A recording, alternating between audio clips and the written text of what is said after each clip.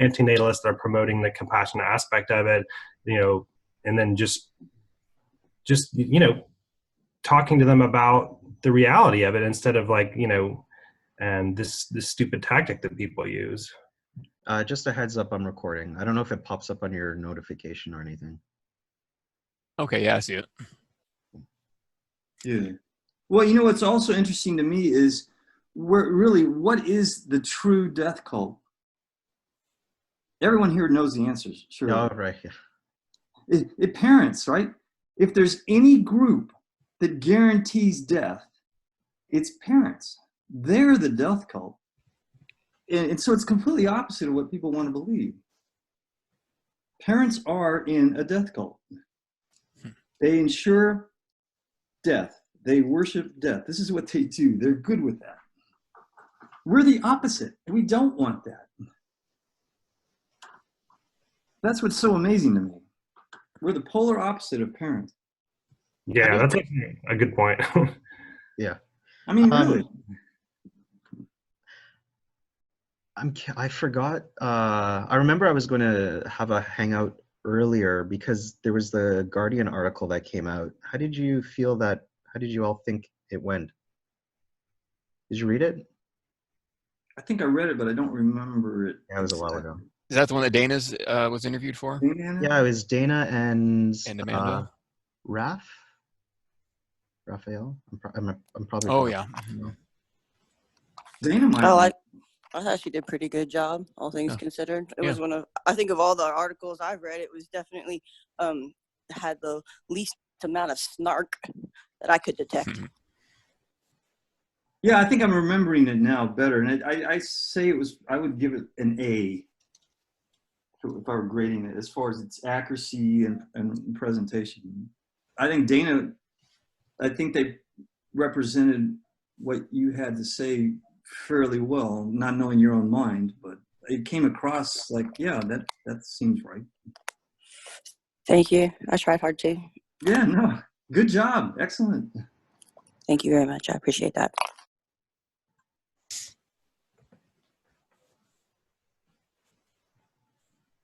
And after that article came out, my notifications were going like crazy because a whole bunch of it was mostly Christian websites were creating articles based on that.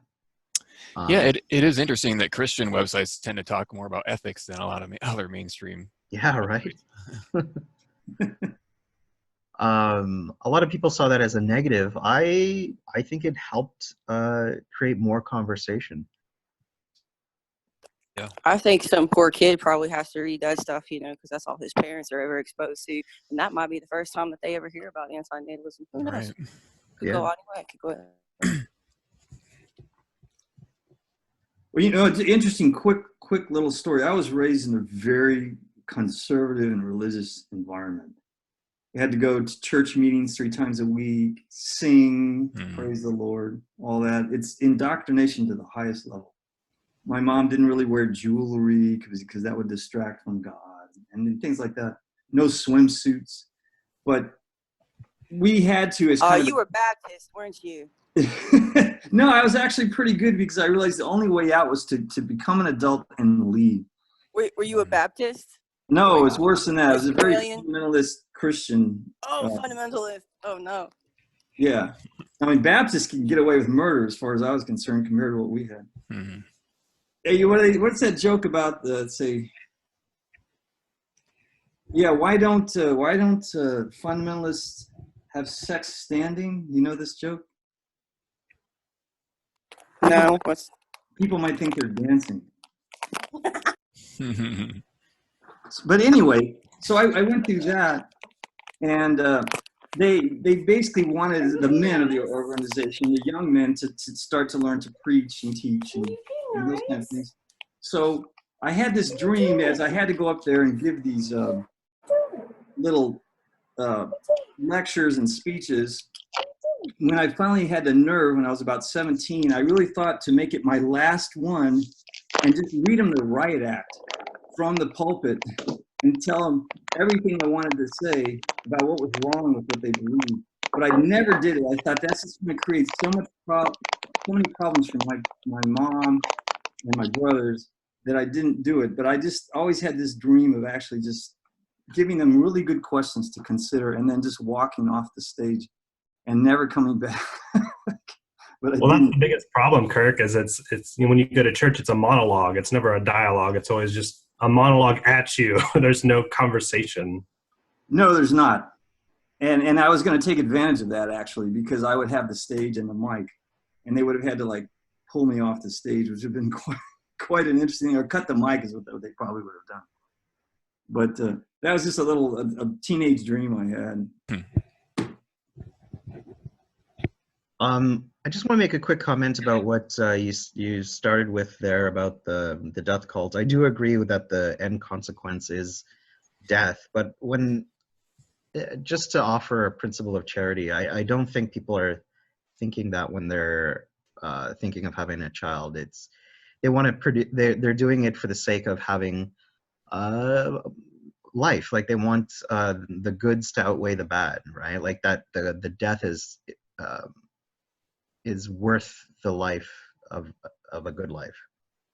But again, well, that's true. But again, they're making that decision for someone else. Oh yeah. I mean, they're basically abusing you and putting you at risk for their own benefit. That's what I disagree with. I don't want someone gambling my house or my money in Vegas. That's my business to do.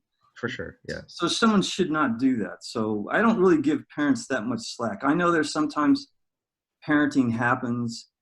I've lived life, but people who are willfully ignorant and purposely procreate, I have very little compassion for, because they're doing what they want because they want it. And then when things go bad, I cannot tell you how many meetings, Mark, everyone, that I've sat in as a teacher where the parents are in tears because things aren't going the way they want with their little Julie or Jose or whoever it is, and they're looking for someone to rescue them from very poor decisions they've made. And you cannot. And, and after you go through those meetings a few times, it's the same thing every single time. Jose is now in jail, Julie is pregnant, and she's 14. And it all starts to come crashing down on them, and they want a quick fix, and there's no fix at all to be had. And after a while, you just get tired of that because you realize the same selfish behavior happens over and over and over again. They're all smiles and cheers when things are going well, and when things are not going well, they don't want to take responsibility for it. So that's just my attitude towards parents. I have a sort of a meta question here. I'm curious, everybody here, are you all utilitarians? Negative utilitarian. My current views are like a deontology that's derived from negative utilitarianism.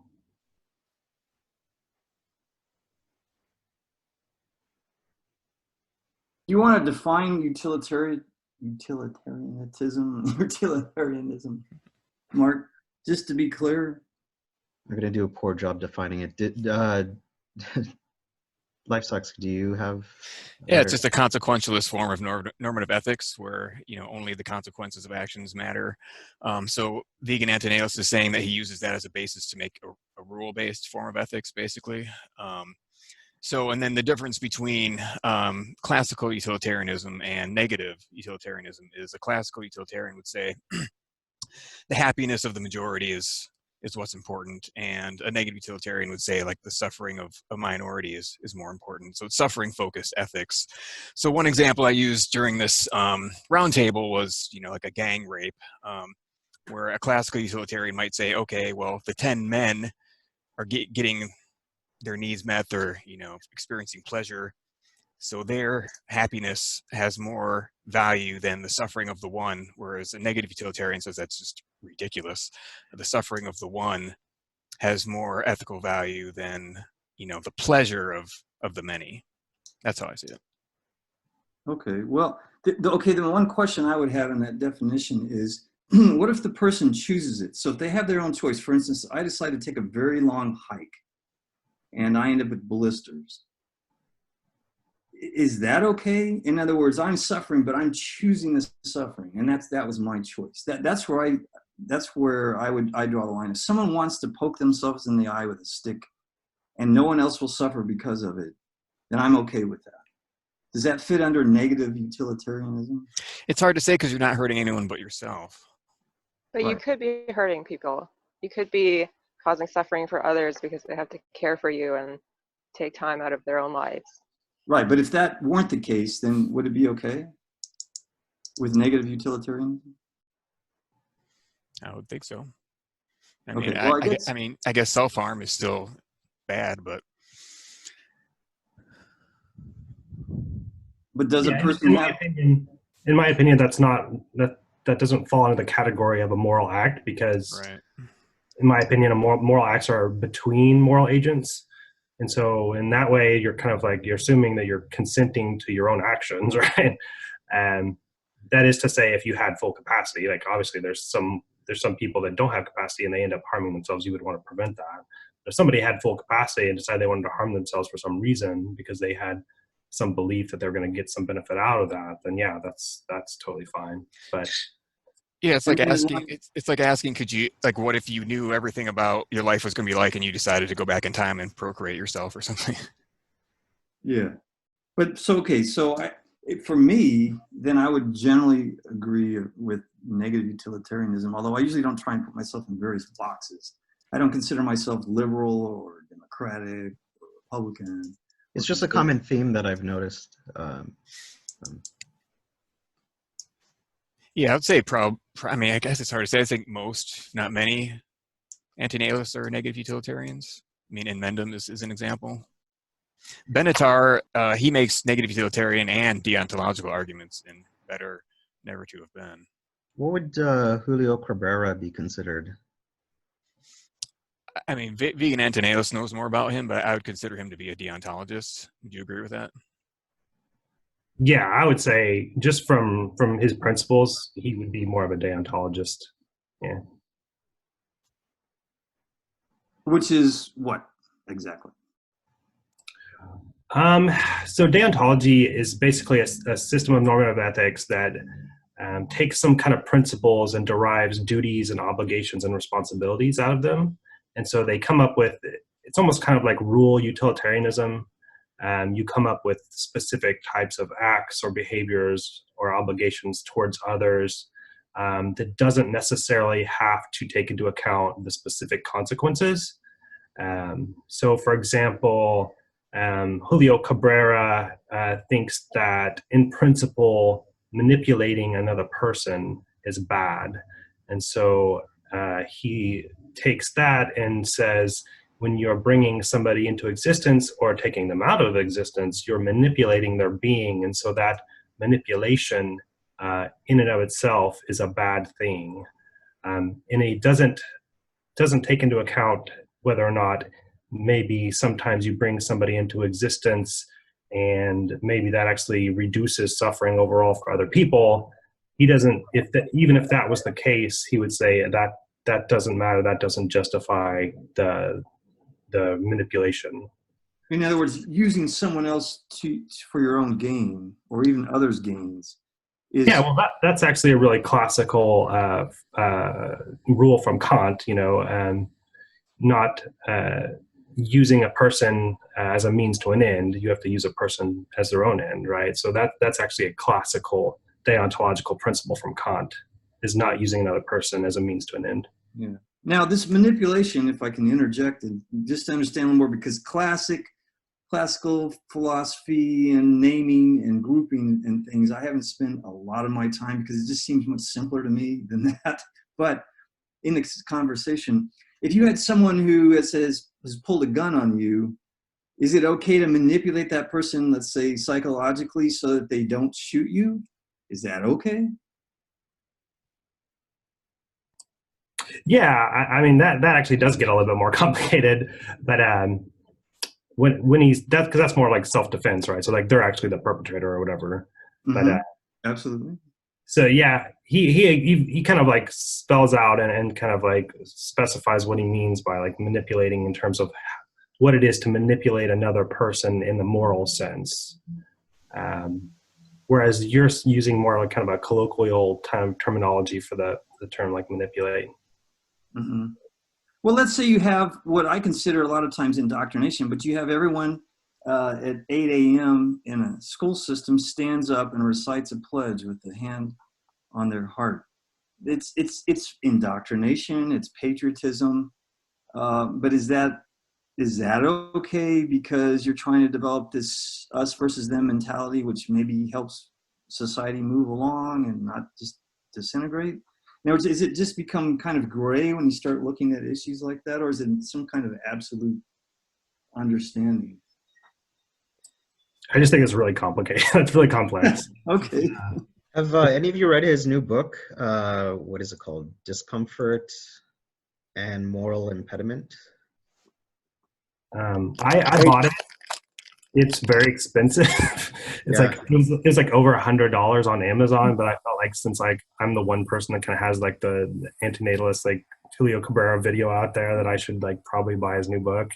And I even just was kind of discussing it with him before he published it. But I have, but it's actually, I feel like it's very similar to some of his other works that are available on. Okay.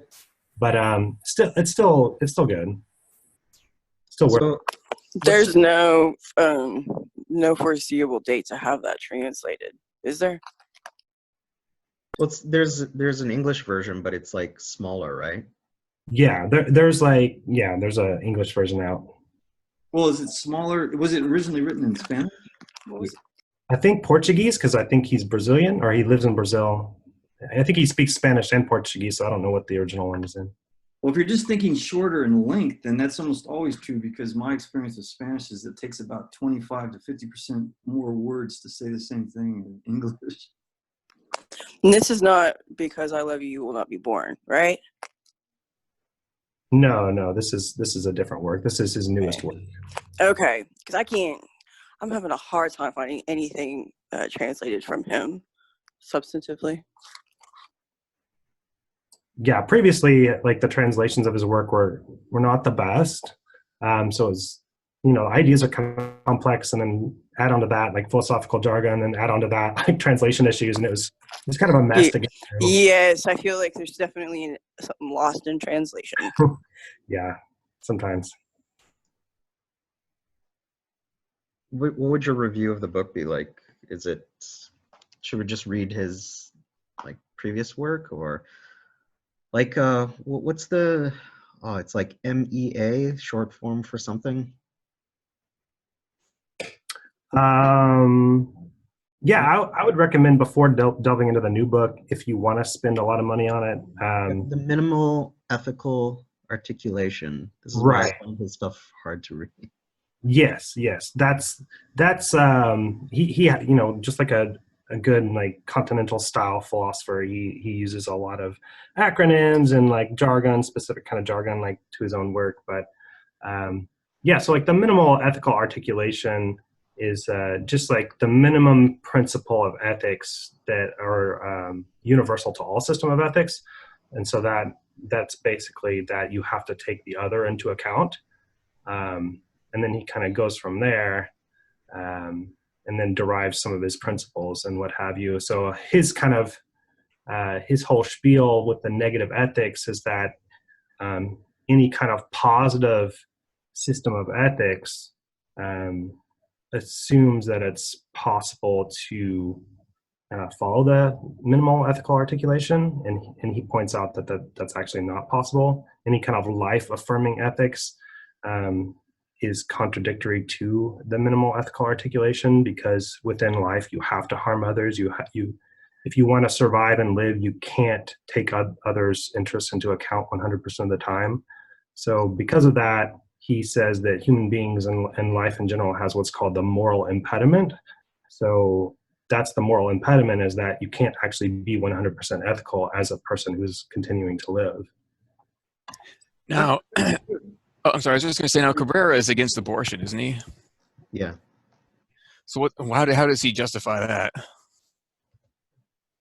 I actually haven't gotten to that part in the book yet, so I actually don't have a good answer for that. Okay. I'll have to look into that.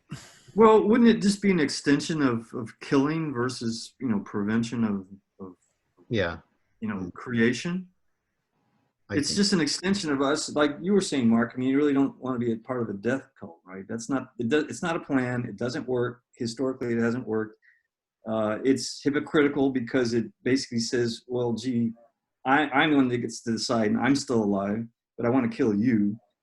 Why isn't the other way around? And maybe he's just thinking that, you know, after conception, then your life has a start. And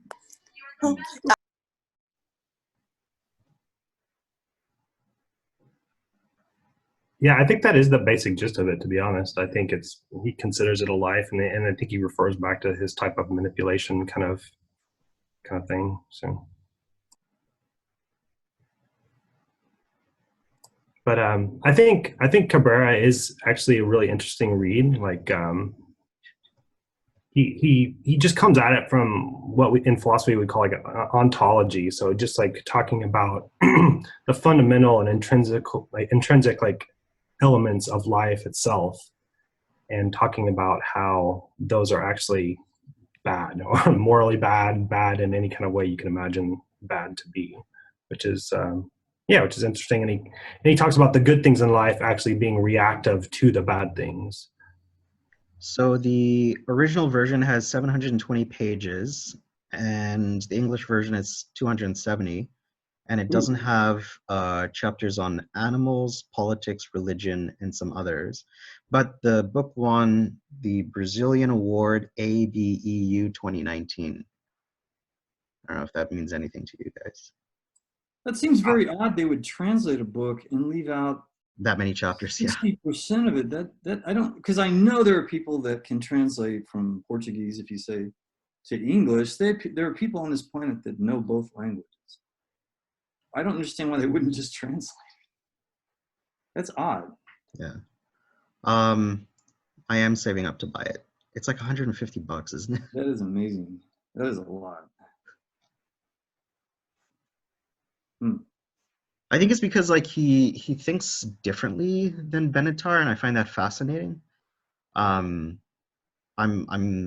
very much in alignment with Benatar's asymmetry, and I know a woman named Elizabeth critiqued his argument, and then Julio Cabrera. Are any of you familiar with that? Are you talking about Cabrera's like critique of the asymmetry? Yeah, and another person. So Benatar made a reply to someone else, but like they were both similar. The critique of his argument. Does this ring a bell? I know I'm going back years, but I mean, I know that he made a general reply, and off the top of my head, the details are kind of away from me right now, but I did make an entire video about that, about Benatar's reply to like his critics, and then kind of what Cabrera came back and responded. That's what got me into Cabrera's work to begin with. Was I found out he himself was an antinatalist, but then like he made this really excellent like critique of the asymmetry in terms of it, like just the structure of the argument and whether or not it was logical and sound. So it was Elizabeth Harman. Elizabeth Harman. I'm not familiar with Elizabeth Harman's critique, but in my opinion, like Cabrera's actually kind of destroyed the asymmetry for me in the classical formulation. But that doesn't mean, like, I don't mean to say that because of that, therefore, like all of Benatar's arguments are moot. But oh wait, so you agree with the critique? Oh yeah. I don't think that the classical asymmetry argument works. Oh well, sure. Is this because of the non-identity problem? So I have a view called the narrow person affecting view.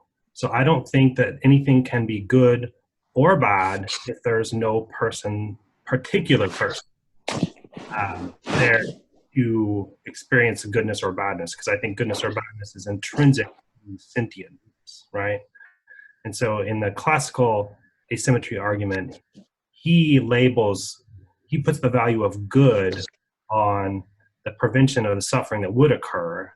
And my argument is there's no good there because there was never anybody to prevent suffering from anyway.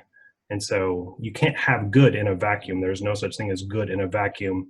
Whereas in that case, he's saying that that is good. So it gets really complicated, but I do have some videos on it.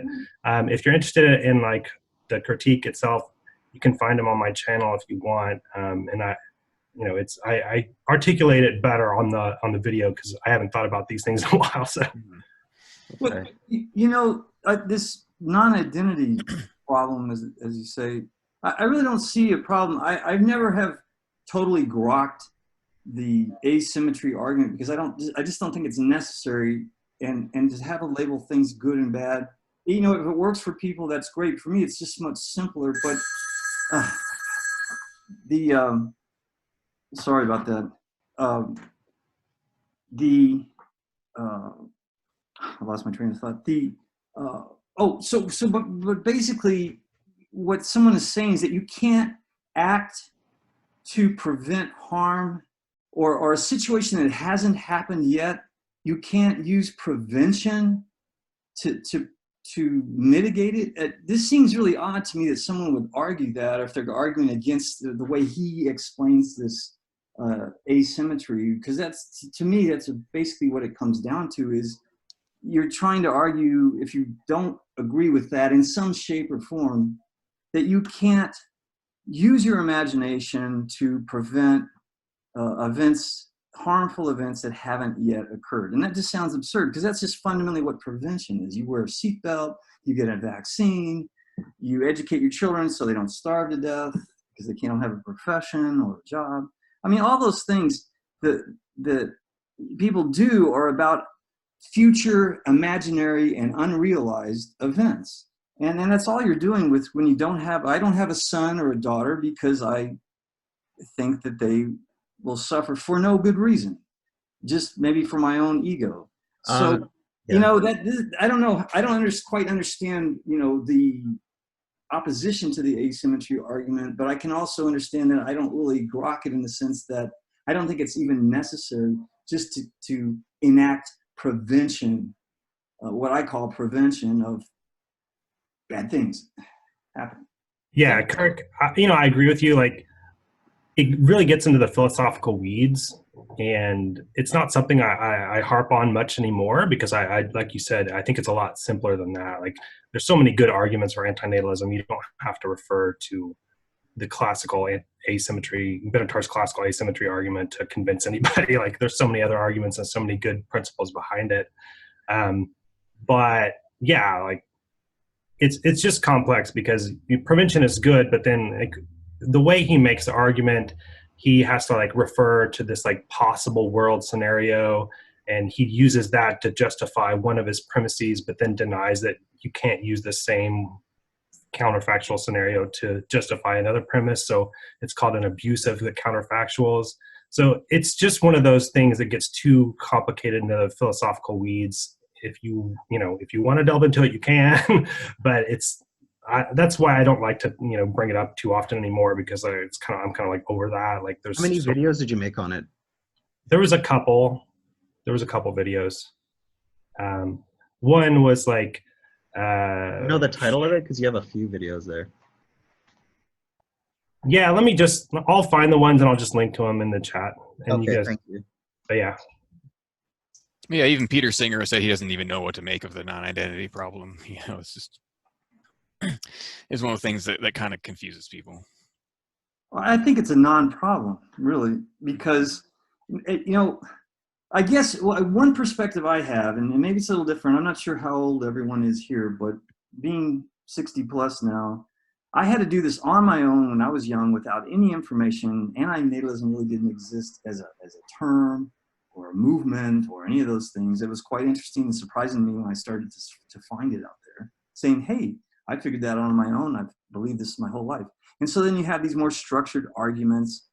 And to me, I just don't really feel that they're necessary. They can be fun. They can be interesting. Sometimes people want to think through things that way. You have to do sometimes in math or science. I know that as a mathematical person. But I just think it's so much simpler to just think about, how do you prevent all this suffering? What's the one thing you're empowered to do, and that's just not procreate. We know how it works. Maybe squirrels don't. We have the ability to stop it, and it doesn't harm anyone of consequence. So it's just that easy. I sometimes see people get into the weeds, and I wonder why they want to spend so much time in the weeds, because I just don't think it's